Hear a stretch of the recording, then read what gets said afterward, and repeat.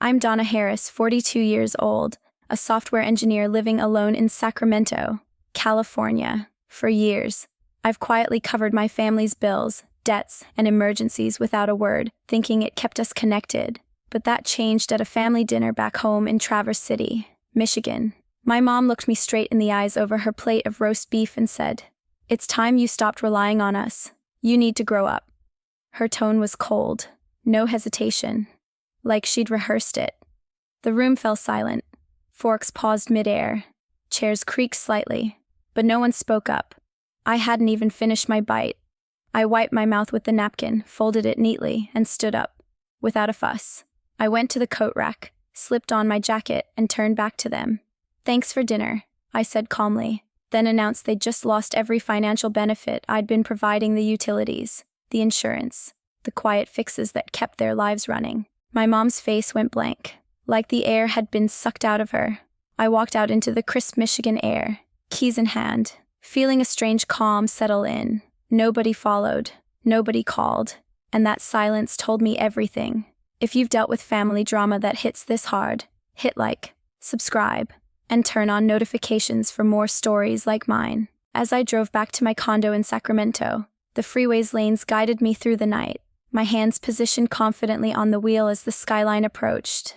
The wind from the slightly open window cooled my face, helping to clear the mental fog from the family gathering. Liberation crept in, starting as a looseness in my tense muscles and growing into mental clarity, countering the years of habitual giving that had become my norm. It was a slow process, the distance acting as a catalyst for change, making the trip feel like a step toward reclaiming my own narrative. I pulled up to the building, easing the car into my spot and turning off the engine, the sudden quiet allowing my thoughts to settle. Keys in my hand. I felt their weight, a small but significant reminder of independence. Getting out, I locked the doors and walked to the front, the path familiar under my feet. Opening the door, the condo greeted me with its calm ambience: open floor plan, simple decor, everything arranged for ease and efficiency. A far cry from the crowded family house in Traverse City. I hung my coat on the hook by the entry and moved to the kitchen, the lights switching on automatically, the space feeling more welcoming in this moment of transition. I took out my phone and opened the banking app, the icon familiar on the home screen. Entering my PIN, the main menu loaded, and I navigated to the payments section, where the list of recurring transfers appeared. There were the ones for Traverse City, the water utility that had prevented shutoffs during their tough times, electricity that kept their home functional, internet that supported their daily online needs. I'd arranged these a long time ago, stepping in when bills piled up, my help blending into the background. Starting with water, I tapped the entry, selected edit from the menu, scrolled down to the cancel option, and confirmed the prompt with yes. The app processed it, showing a success message.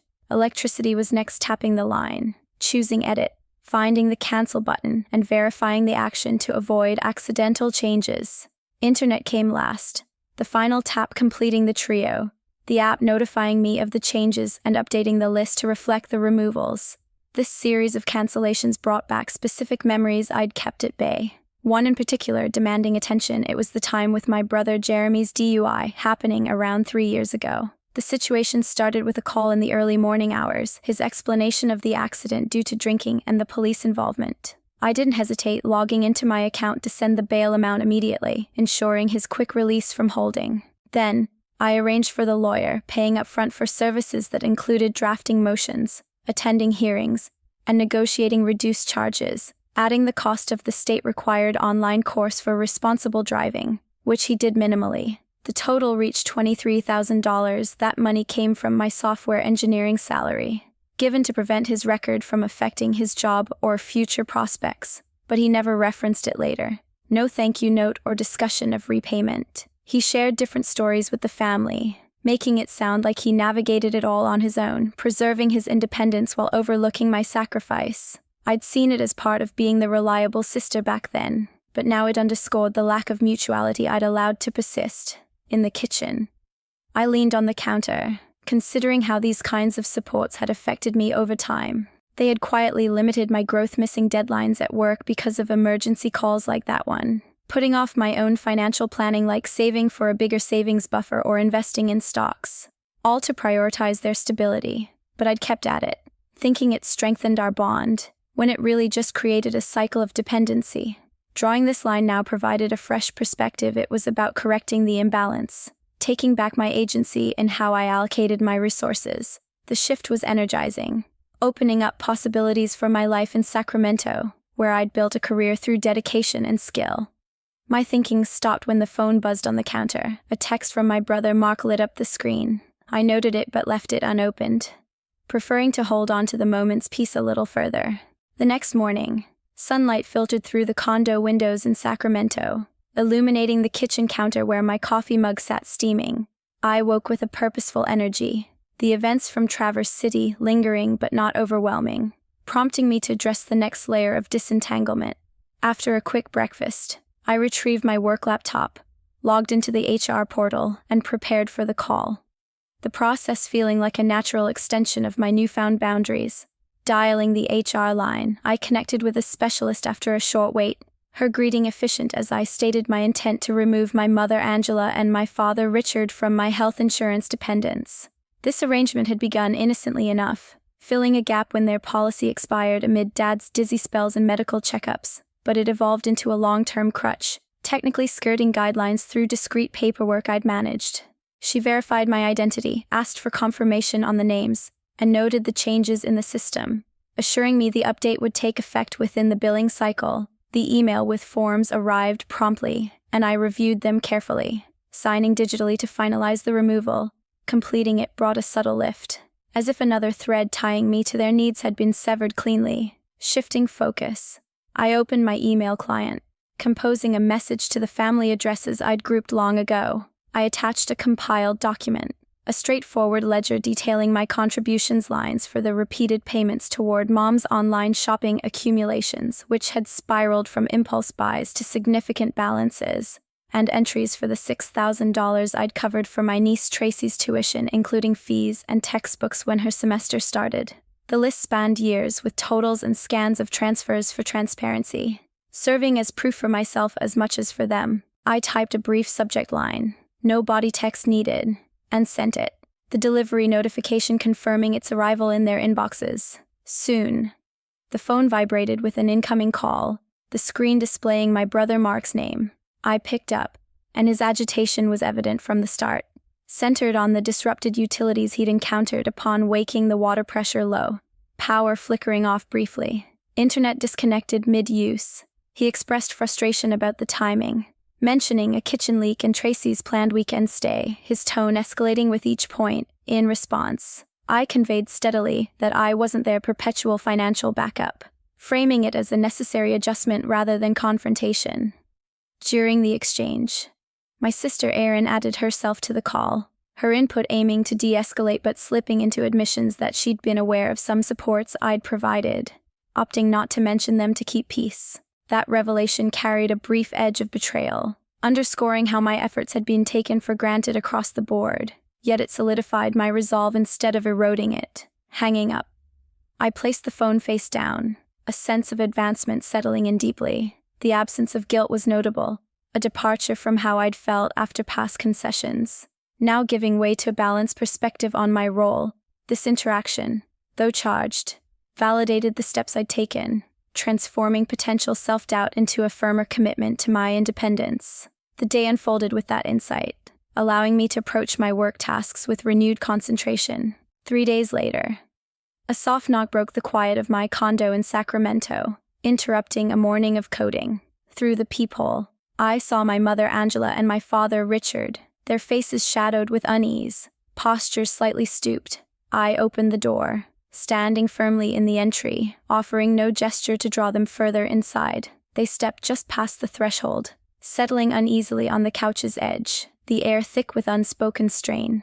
Angela's hands fidgeted with her purse strap, while Richard fixed his eyes on the floor, avoiding mine. After a long pause, Angela asked why I'd taken such steps, her voice tinged with confusion and a hint of blame, but I stayed reserved, keeping my responses brief and my stance unwavering. The moment pulled me back to earlier years, memories surfacing with sharp clarity. At 22, just starting in tech, I faced Angela's spiraling online shopping debt, $10,000 piled up on credit cards from sites like Amazon and Nordstrom. Debt collectors' calls had echoed through late nights, threatening the family's stability. I drained my savings to clear it, driven by a naive hope to protect our reputation and spare Dad the stress of potential financial ruin. It wasn't a transaction, but a sacrifice, made quietly to keep us intact. Yet Angela moved forward without a word of gratitude, as if the crisis dissolved on its own. That choice left a lingering ache, a realization of how my efforts were absorbed without recognition. Other instances crowded my thoughts, each a marker of my unnoticed support. I recalled covering repairs for Jeremy's truck after a reckless crash, $3,000 for a bumper and alignment, funds I'd earmarked for a coding bootcamp to boost my career. Then there was Mark's dental crisis, a root canal and crown costing $2,000 when he lacked insurance. His voice desperate over the phone. I paid the clinic directly, setting aside my own plans for a modest investment account, expecting nothing but hoping for some acknowledgement that never arrived. These acts weren't heroic but necessary, each one quietly reshaping my priorities, postponing personal goals, draining resources I'd worked hard to earn. Watching them now, Angela's fingers still twisting her purse strap, Richard shifting uncomfortably. I felt the weight of that history, but no need to voice it. The silence wasn't heavy for me, it was theirs to carry. They didn't push further, and soon they stood, mentioning a need to return to Traverse City. I nodded, holding the door as they walked out, their steps slow in the hallway, shutting it behind them. I exhaled deeply, relief spreading through me like a current. It wasn't about resolution, but about standing my ground, reclaiming space I'd given up for too long. The absence of guilt felt like progress, reinforcing my commitment to my own path. 1 week later, my inbox pinged with a new message as I worked at my desk in Sacramento. The subject from my father, Richard. "Please read," stood out among routine work emails. Opening it, I found quotes from Proverbs and Corinthians carefully selected to emphasize forgiveness and family obligation, with a direct mention of honor thy father and mother, as if I'd crossed an unforgivable line. The words echoed Richard's usual approach, laced with moral authority to steer me back to old patterns. Reading them, I felt a brief pang of irritation mixed with weary recognition, the familiarity of his tactic dulling its impact. I composed a short reply, stating I had forgiven but wouldn't forget the years of being overlooked, sending it off with a steady hand, the act solidifying my stance like a lock clicking into place. That afternoon, a certified envelope landed in my condo's mailbox, its weight signaling something formal. Inside was a legal notice from my mother, Angela, seeking to reverse the transfer of the Sacramento condo I'd gifted long ago, citing undue pressure and unclear consent. The legal jargon couldn't hide its purpose, a bold move to reclaim what I'd secured. When I'd transferred the deed, I'd ensured a reversion clause was included, stipulating the property would revert to me if contested or if decisions excluded me. That clause, costly to draft, was my insurance, rooted in a quiet certainty this day might come. The following morning, I drove to a law office downtown, Sacramento's skyline crisp in the early light. My lawyer, experienced and methodical, took the notice and flipped through the deed. Pausing at the clause I'd marked, he confirmed its robustness, explaining the language was designed to withstand challenges, rendering Angela's petition nearly futile. Adjusting his glasses, he handed back the documents, noting my preparation with a subtle nod of approval. I left the office with the file under my arm, the meeting grounding my confidence in the steps I'd taken. In my car afterward, I sat with the notice beside me, reflecting on the unfolding events. Angela's attempt to claim the condo wasn't a shock. It aligned with her need to maintain control when her influence waned. That predictability steadied me, reinforcing the safeguards I'd built not just in legal terms but in my own mindset. The lack of surprise came from a place of strength, a quiet assurance that I'd anticipated their moves and protected my autonomy. Each action I took felt like a deliberate step forward, anchoring me further in the life I'd carved out. 2 weeks later, Angela's lawsuit progressed to an official stage, with detailed court filings reaching my condo in Sacramento, specifying her intent to seize the property's control. I examined the claims thoroughly, then proceeded to engage the reversion clause within the deed, a protective feature that instantly reverted the condo to my name in case of any contest, its implementation requiring only a standard submission to relevant authorities. Reaching out to my lawyer, He dissected the complaint and verified that Angela's team would face a significant setback due to the clause's robustness, its structure designed to undermine such attempts right away. His breakdown underscored the clause's effectiveness, a strategic inclusion I'd demanded at the time of gifting to anticipate and neutralize future encroachments. Armed with that insight, I initiated a request for an in-person meeting at a coffee shop in Traverse City, dispatching the proposal through a straightforward channel to gather everyone involved. In my workspace, I compiled a folder of analytical overviews, aggregating proof of my historical financial inputs. Prominent sections covered the $127,000 I'd resolved for the outstanding balance on the family rest house in Yosemite National Park, a disbursement that had staved off seizure during an economic downturn. A separate part addressed the $31,000 directed toward Tracy's academic pursuits, incorporating enrollment charges, supply expenditures, and supplementary assessments that had facilitated her uninterrupted progress during this assembly. Tracy's correspondence emerged, disclosing her knowledge of my tuition aid but her decision to remain silent to prevent household discord. This insight delivered a mild jolt, illuminating an element of tacit complicity in the family structure, but it bolstered my conviction instead of diminishing it.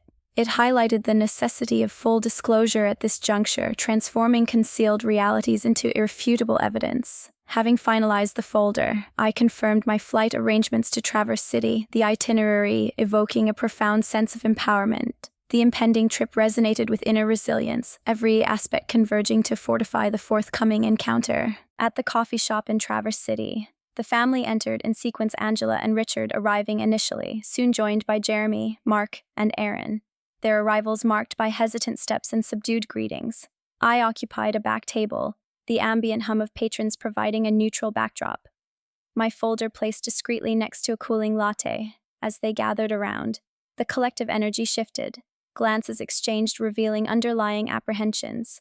Drawing from an internal reservoir of strength honed over recent events, I proceeded with measured calm, intent on concluding this phase definitively, promptly. I advanced the folder toward the center, its contents revealing upon opening the comprehensive tally of my involvements. I articulated that my professional accomplishments had emerged despite their collective impact, not bolstered by it, subsequently itemizing the tolls sacrificing a vital advancement opportunity in my engineering role due to time absorbed in their urgencies, relinquishing intended breaks to rechannel resources for their exigencies. The revelations registered, expressions altering from resistance to unease as the particulars illuminated decades of overlooked equity, every line item a mirror to the disparities I'd endured silently. The dialogue diminished, the disclosure's resonance lingering in the space. From my wallet, I retrieved a lone dollar bill, positioning it prominently on the table, affirming it as their exclusive legacy, the final token of my provisions.